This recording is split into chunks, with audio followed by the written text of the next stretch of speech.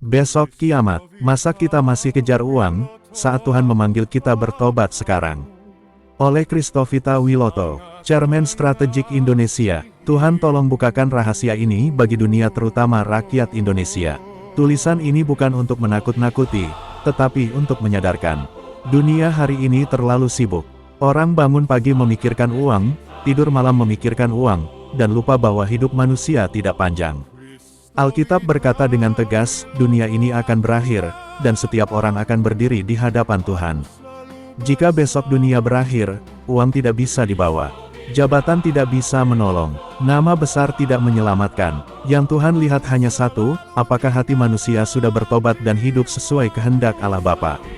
Tuhan Yesus tidak melarang manusia bekerja. Tetapi Tuhan melarang manusia menjadikan uang sebagai Tuhan. Akhir zaman bukan soal hitung hari, tetapi soal kesiapan hati. Tuhan memanggil manusia untuk berjaga-jaga, hidup benar, dan setia sampai akhir, supaya memperoleh bagian bersama Yesus Kristus dalam kerajaan 1000 tahun. Ini sebuah pengingat yang sangat tajam dan mendalam. Kalimat ini adalah alarm yang membangunkan kita dari rutinitas yang seringkali membuat kita lupa daratan. Memang ada ironi besar dalam hidup manusia, kita sering menghabiskan seluruh energi untuk mengejar sesuatu yang tidak bisa kita bawa saat pulang.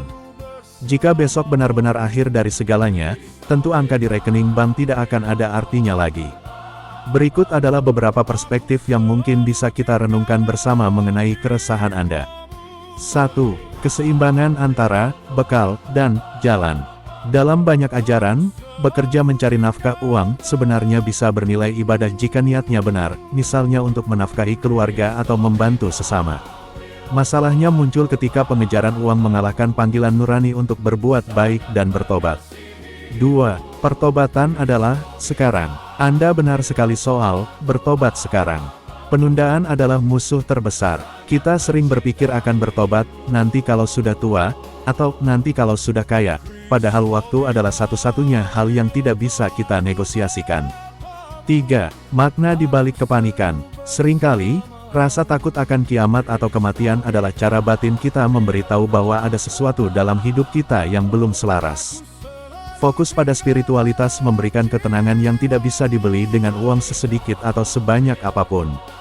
Hiduplah seolah-olah kamu akan mati besok, dan belajarlah seolah-olah kamu akan hidup selamanya, sebuah pesan klasik yang relevan dengan keresahan Anda.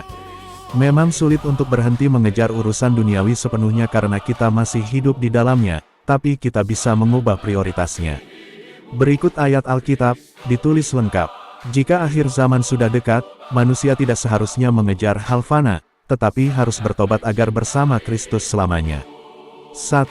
Matius 6 ayat 19-20. Janganlah kamu mengumpulkan harta di bumi ngengat dan karat merusakkannya dan pencuri membongkar serta mencurinya. Tetapi kumpulkanlah bagimu harta di sorga ngengat dan karat tidak merusakkannya dan pencuri tidak membongkar serta mencurinya. 2. Matius 6 ayat 24. Tak seorang pun dapat mengabdi kepada dua tuan, kamu tidak dapat mengabdi kepada Allah dan kepada Mamon. 3. Lukas 12 ayat 15. Katanya lagi kepada mereka, berjaga-jagalah dan waspadalah terhadap segala ketamakan, sebab walaupun seorang berlimpah-limpah hartanya, hidupnya tidaklah tergantung dari kekayaannya itu.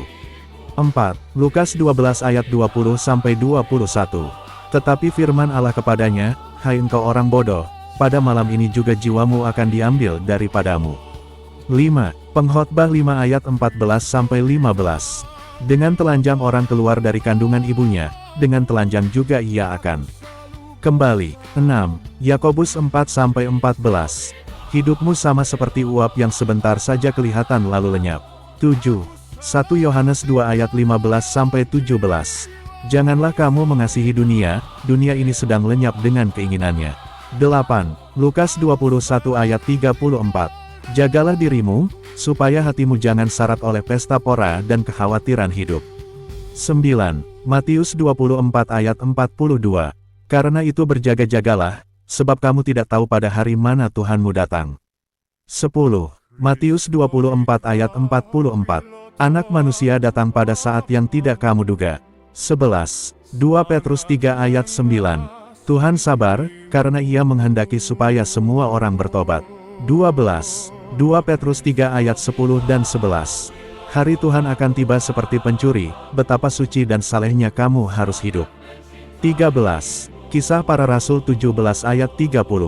Allah sekarang memberitakan kepada semua orang di mana-mana, supaya mereka bertobat. 14. Yesaya 55 ayat 6-7. Carilah Tuhan selama ia berkenan ditemui, hendaklah ia berbalik kepada Tuhan. 15. Yehezkiel 18-30. Bertobatlah dan berbaliklah dari segala pelanggaranmu. 16. Wahyu 3-19. Barang siapa kukasihi, ia kutegur dan kuhajar. Sebab itu bertobatlah. 17. Wahyu 22-12. Sesungguhnya aku datang segera dan membawa upahku. 18. Roma 14-12. Setiap orang di antara kita akan memberi pertanggungan jawab tentang dirinya sendiri kepada Allah. 19. Lukas 9-25. Apa gunanya seorang memperoleh seluruh dunia, tetapi ia membinasakan atau merugikan dirinya sendiri? 20.